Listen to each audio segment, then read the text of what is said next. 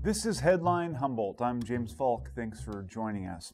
Amid the doom and gloom that has made up much of the last year, we've tried on this show to provide our viewers updates on the various crises, but also a fresh and realistic way to view our modern world. On several occasions, we've stepped outside of our largely local subject matter when we found guests and subjects so fascinating we couldn't help ourselves. Here's a redux of two such conversations with filmmaker Jeremy Corbell and journalist Aaron Maté. These two rank among the best chats I've had since starting this show. And as for local news and COVID, I think we're safe in saying for this week at least that people are still getting sick and some are dying. This is a chance to ponder on something else for a while. Please enjoy.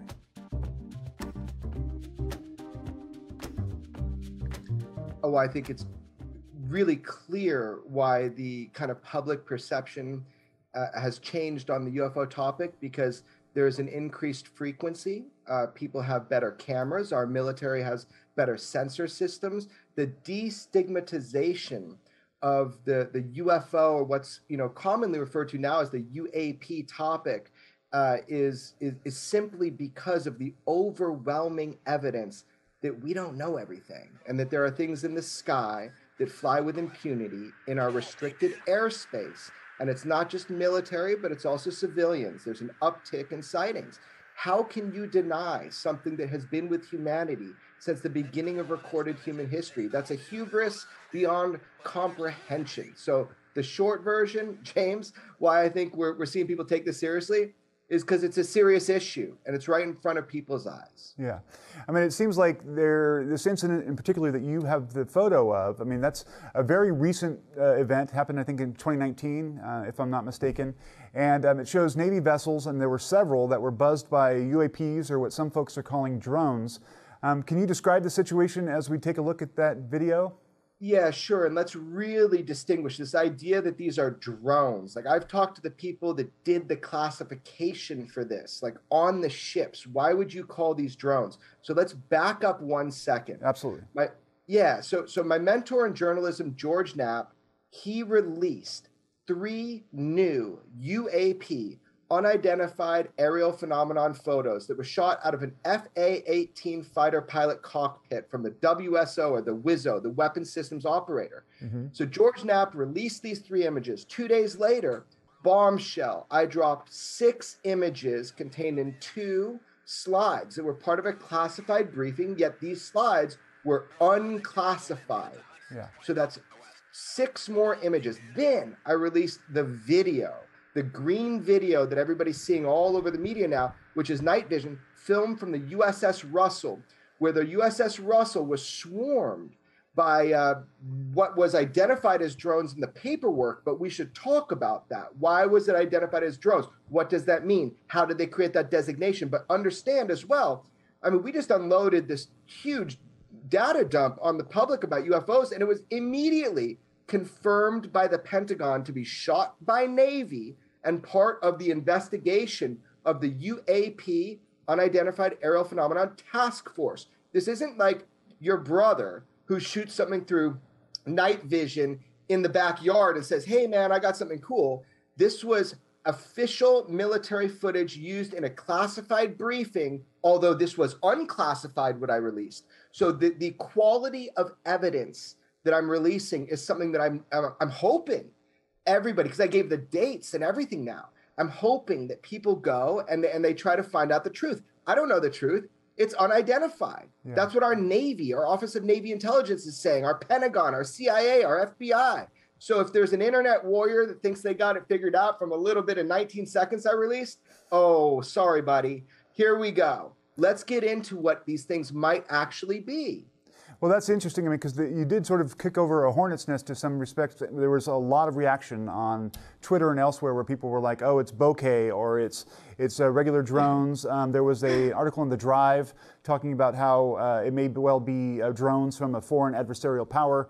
But, I mean, there's a lot of context that goes into this. Can you talk a little bit about the background research that you did to confirm that these videos were actually what they were purported to be? Oh, wow. Yeah. So you got a lot of questions in there. So let me try to answer each one kind of specifically. Sure. You're talking about an article in The Drive talking about Chinese drones. That was written by an incredible author Tyler Rogaway. Absolutely, yeah. I'm friends with Tyler. I respect him. Even when we don't agree on stuff, we're still hunting the same thing. He is not who I'm referring to, the internet warriors. He does great research. He told me that article was the best evidence for UFOs than against it. Yeah. He said people misunderstood. He's saying, yeah, we have drone problems, which is something that our government has to deal with in this new world. But Tyler told me, he was saying there's all these unidentifieds that don't fit within that pattern. He really felt that he was making a case for us to look at the UFO topic. So I don't want to lump him into, the kind of the internet warrior debunkers. Absolutely, yeah, those are two separate positions. Absolutely. Yeah. So let's be clear about that. Drones, of course, are an issue.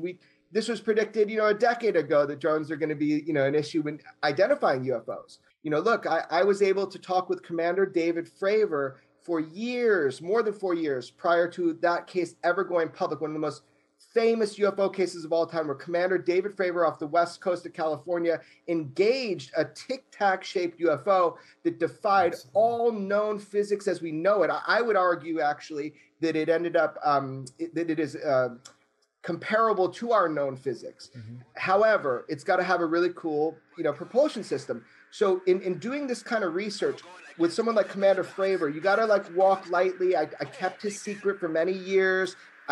George Knapp allowed the New York Times to break that story, straight up allowed them. He had that story way before.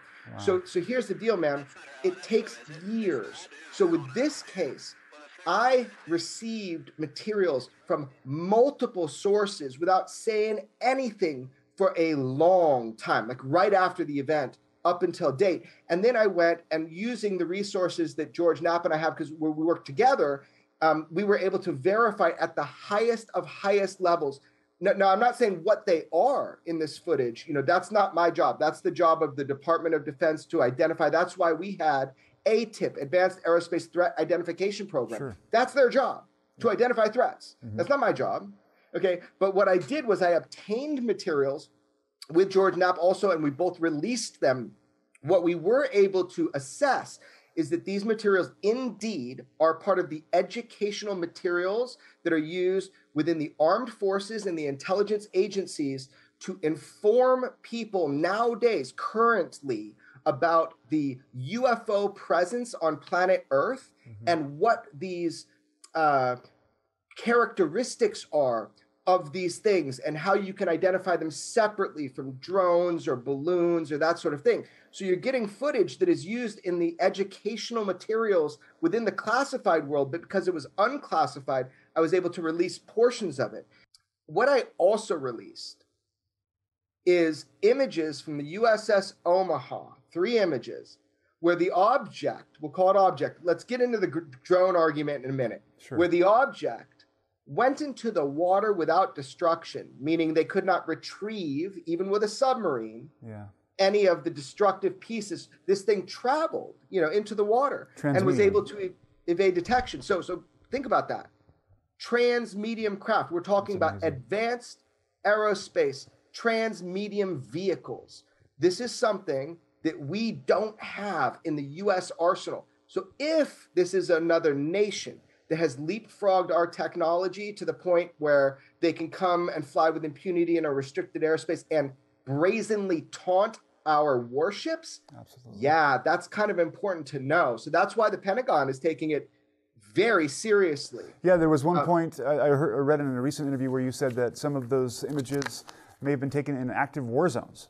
Okay, that's a whole new piece of information. I'm glad people picked up on it. I think that was a reporter from the Daily Star who was very thorough and listened to my words. Yeah. Yes, there was, in these briefings, as I understand them, there was imagery, video of an object that we would call unidentified in an active war zone. This is not uncommon. I have so many reports of this. In fact, I just received some more from a military base with probably about 21 different angles of footage. Wow.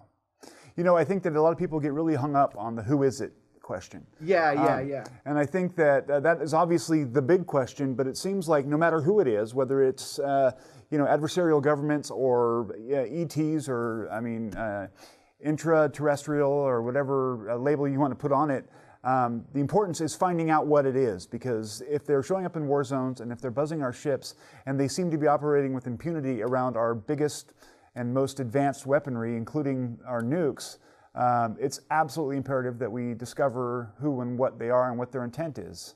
Yeah, I would argue that the two big questions for me right now, and I think everybody should be thinking about this, and this is something I said in like the first interview I ever did when I went to like Fox TV with this great reporter named John Hook. I said, look, in 10 years, the question's not going to be like, is there life in the universe? It's, are they visiting here? Because everybody thinks like the vast distance even matters, right? It doesn't matter. And that's the whole thing about gravitational propulsion systems. So the questions we really should be asking is, what is the intent of the people operating these vehicles that are so far advanced from anything that we have ever demonstrated from any nation and any human being on planet Earth has ever demonstrated technology? This is so far beyond. So some person is operating these vehicles. So the question is, what is the intent? And that's what our military wants to know. I'm kind of more excited about it. I'm just like, oh, cool. Well, tell me this. How do they operate? What's the physics? What are the materials? Are these layered atomic metamaterials? So there's a lot of questions we can ask. And intent, or who's operating, is one, like where are they from? But I'm disinterested in that.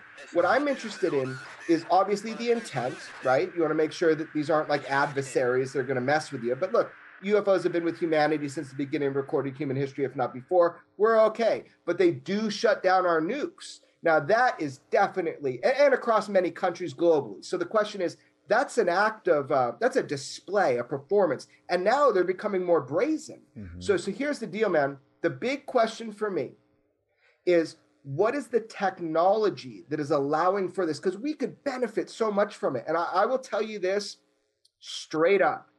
Within the intelligence communities and the scientific communities that study the UFO, UAP topic, it is commonly understood that these are gravitationally propelled craft.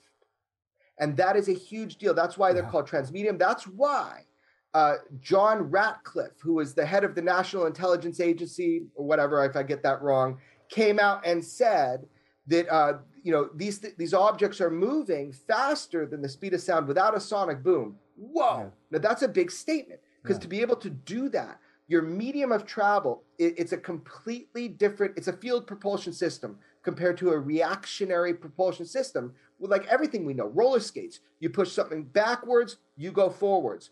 Now we're talking about where you're falling into space-time.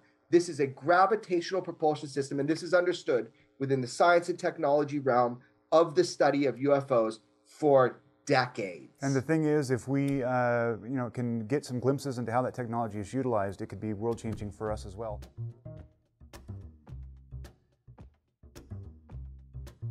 What I think most Americans are missing is that we play a critical role in sustaining an apartheid system. That's what Israel is. It's basically, as the Israeli group B'Tselem put it a short while ago, Israel is a Jewish supremacist state. It's founded on the idea that its citizens do not have equal rights, that it's a state of the Jewish people, and that means subjugating, oppressing, dispossessing the indigenous people of that land, which is the Palestinians. It began in 1948 with an ethnic cleansing campaign that displaced hundreds of thousands of Palestinians. Those refugees still cannot return home. Many of their descendants now live in the Gaza Strip, which is essentially a massive concentration camp. And Israel has, throughout its history, repeatedly rejected any efforts to offer Palestinians their minimal rights. Even when Palestinians and the surrounding Arab states compromised and accepted just a Palestinian state in the West Bank and Gaza, it's been Israel and the US that have rejected that.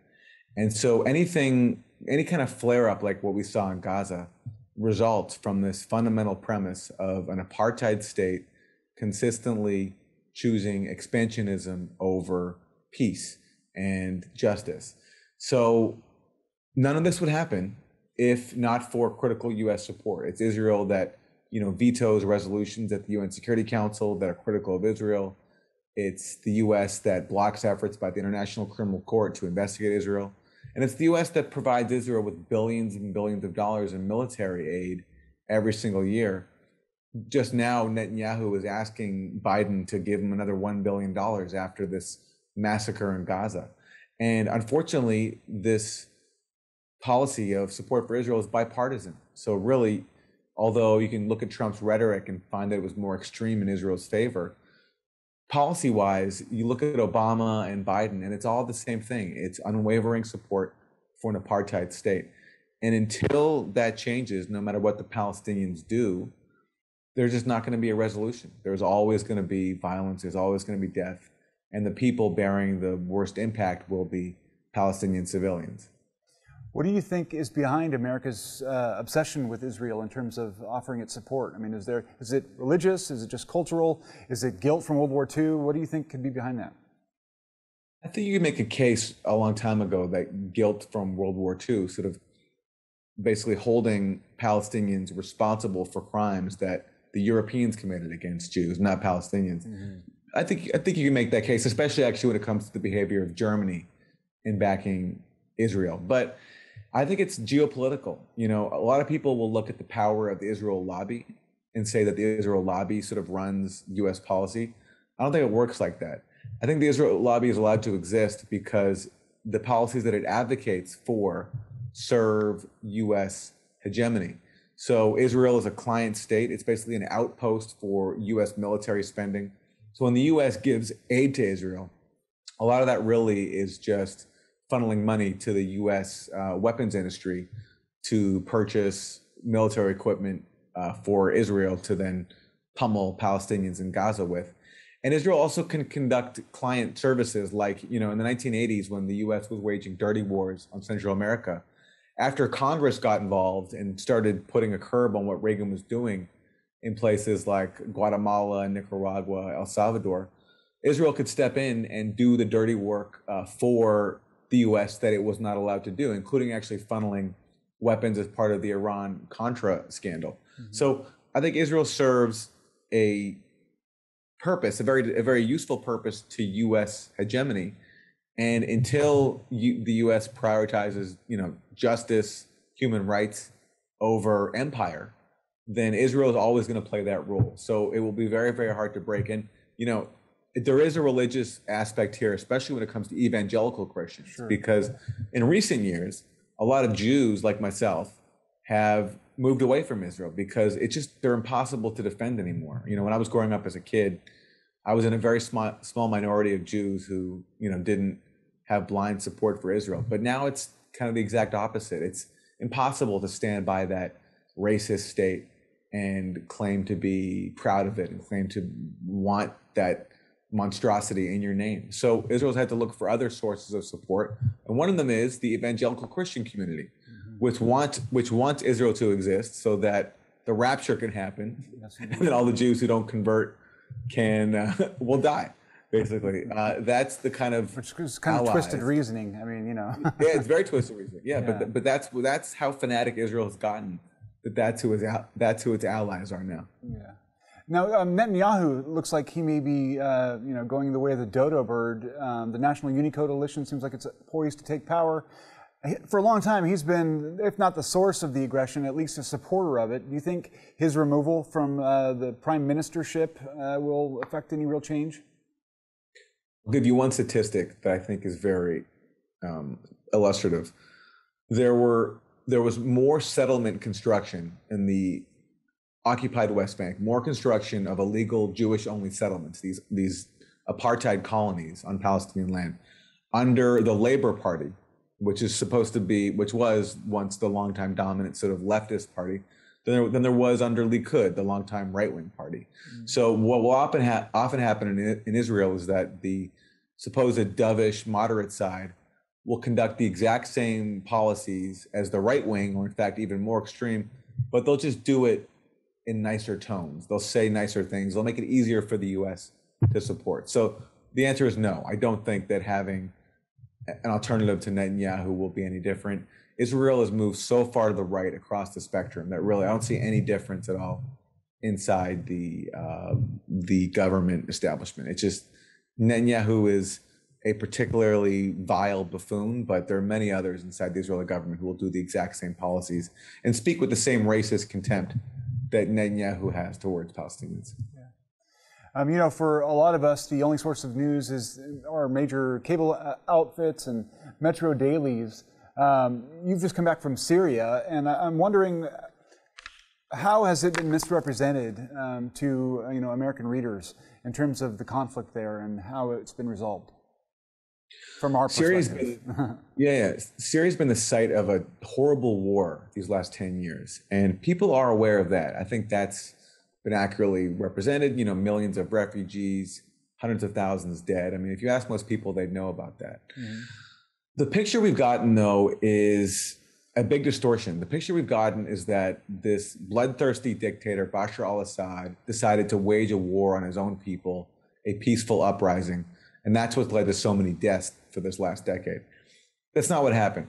What happened was in 2011, 10 years ago this year, there were some democratic protests calling for reforms. And, you know, what's not to support about that? They're rising up against an authoritarian regime, calling for, you know, more rights.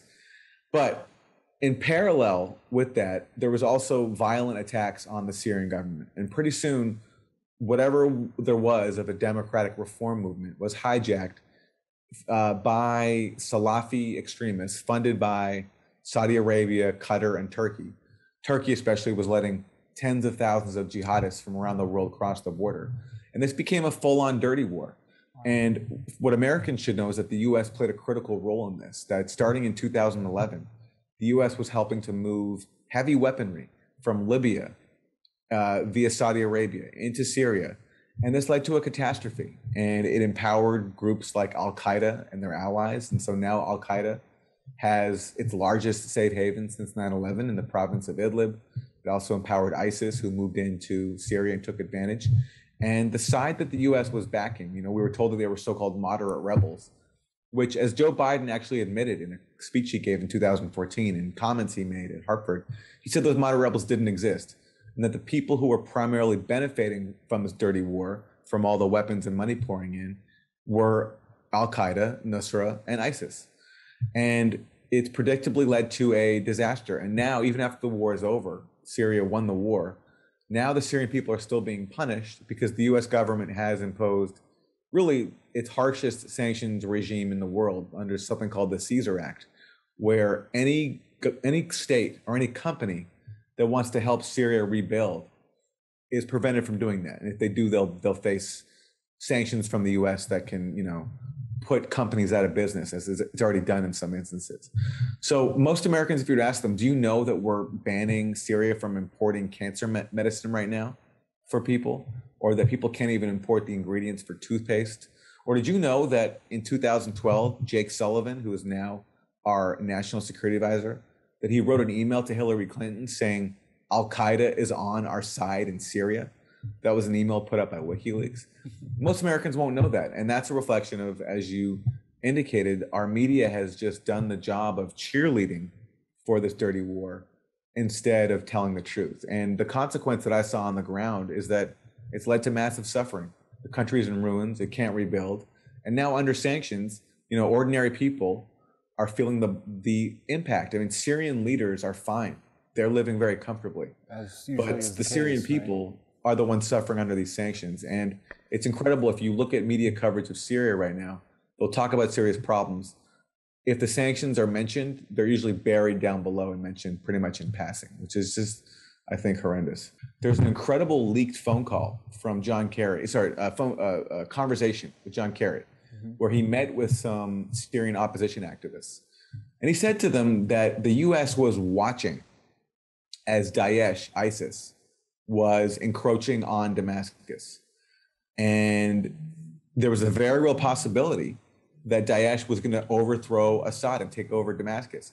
And Kerry said that the U.S. thought that they could manage this because they thought that if, with ISIS growing stronger, these are his words, that Assad would negotiate. Assad would negotiate his exit from government.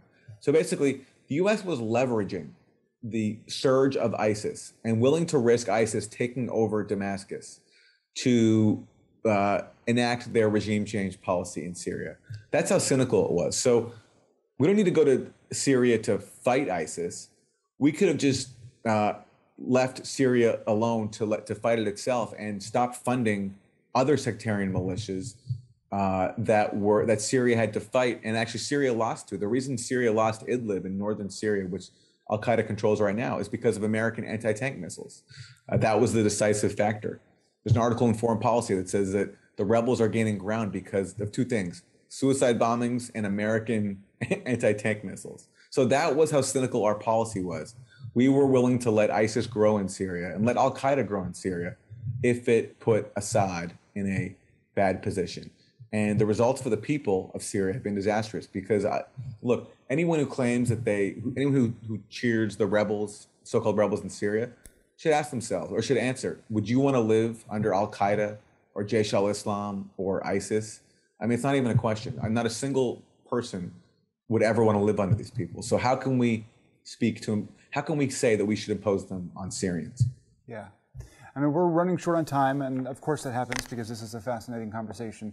But it seems like your specialty is going into sort of these geopolitical situations and pulling the thread of what the narrative is versus what the realities on the ground are.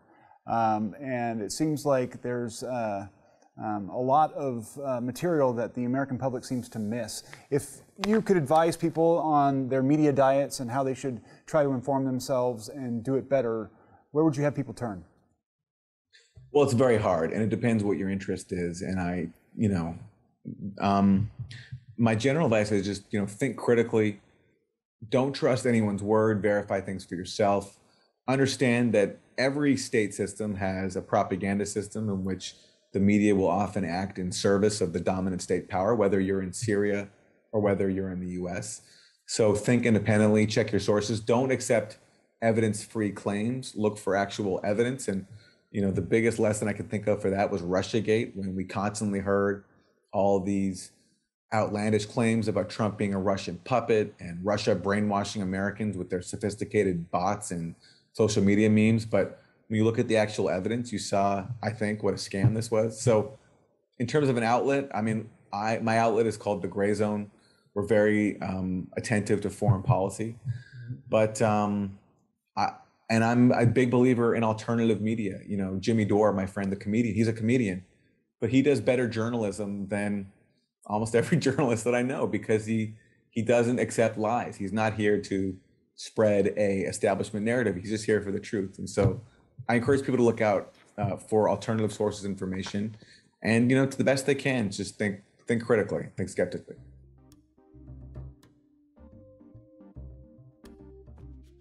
That's it for tonight's Greatest Hits. We'll be back at 7 p.m. next Friday for all your local news and fresh insight into the world writ large. Stay tuned, stay informed.